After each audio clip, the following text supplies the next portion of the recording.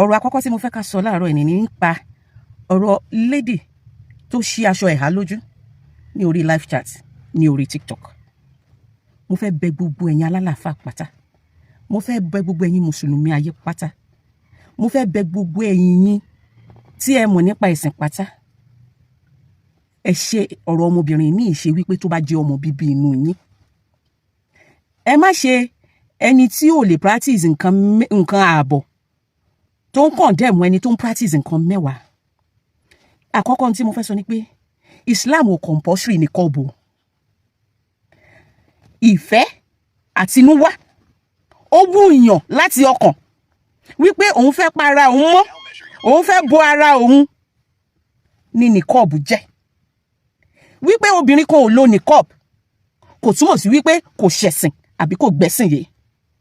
Kódà ohun tó lọ́n sọ ni wípé tí ó bá ní wá lára, tí èèyàn bá wà nínú ìnira tó bá mú ìnira wá, a lè yọ kúrò. Ìyẹn ò mí wípé a ti kúrò nínú Islam. Kò dẹ̀ ṣe nǹkan tí wọ́n kàn nípa fún èèyàn.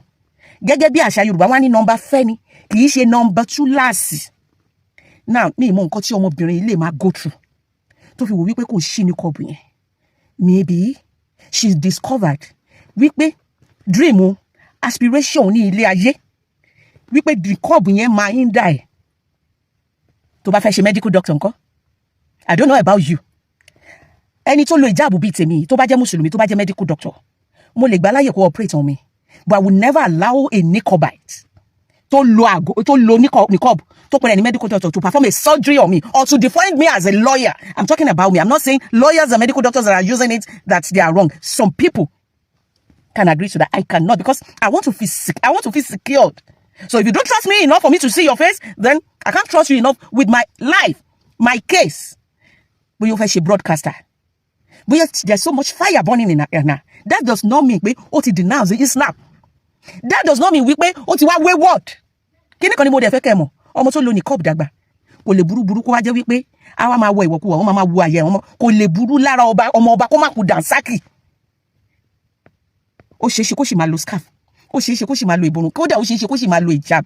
Mo fẹ́ ká ṣọ́ ọ̀rọ̀ ẹnu wa. Ó ní òun ò mọ bí màmá òun ṣe máa feel. Ẹ jọ̀ọ́ màmá, tí a bá rí èèyàn send fídíò mi sí yín. Ọmọdé yóò lo niqab fún yín nítorí Ọlọ́run tó dá ló fi lo niqab. Kò lo niqab láti please yín nítorí Ọlọ́run tó dá ló fi lo niqab. Ọlọ́run tó dá ò dẹ̀ ní pátì nítorí pé ó ṣí niqab lójú. Mo fi Ọlọ́run bẹ̀ yín màmá, ẹ fa ọmọdé ìmọ́ra kí àwọn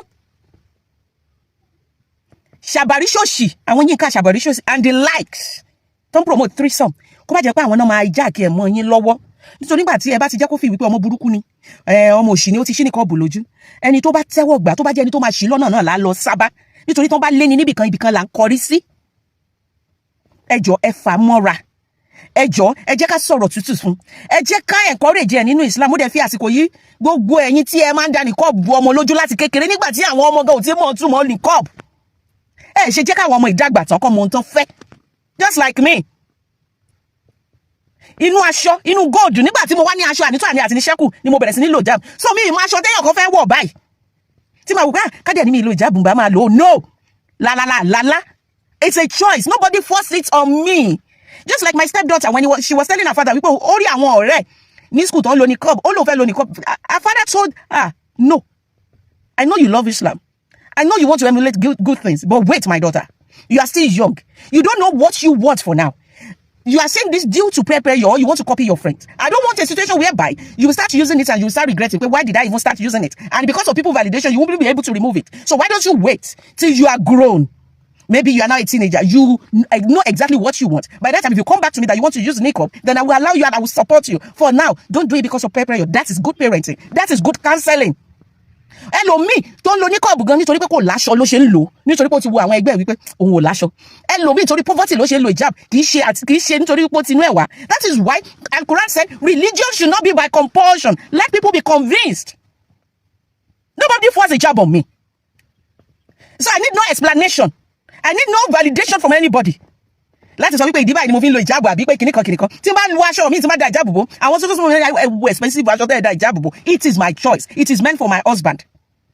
But can you ọkọ mi ní ó gbọ́dọ̀ máa dábòlẹ̀? Ó gbọ́dọ̀ èmi àti ìjà. Marriage yẹn á ti sú mi. That is the truth. So stop forcing forcing niqab on anybody. Stop forcing niqab on your wife.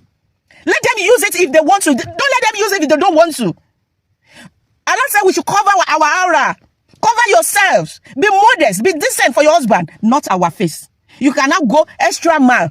O fẹ́ cover ojú ẹ fọ́kọ, o fẹ́ parẹ́ mọ́. Allah akuba. Kọ́nà sọ ẹni ẹ̀san olóore. Kọ́nà gbà ní ìbádà fún ẹ. But nobody should force it on you. Please. This lady, I don't know what you're going through. I don't know what came over you. I don't know what happened to you. But my prayer for you is, Ọlọ́run ò ní mú ẹ kúrò lójú ọ̀nà Islam. Ọlọ́run á gba àdúrà ẹ. Ọlọ́run ò ní ṣí ẹ lọ́nà. Ọlọ́run á dẹ̀ mú ẹ dúró.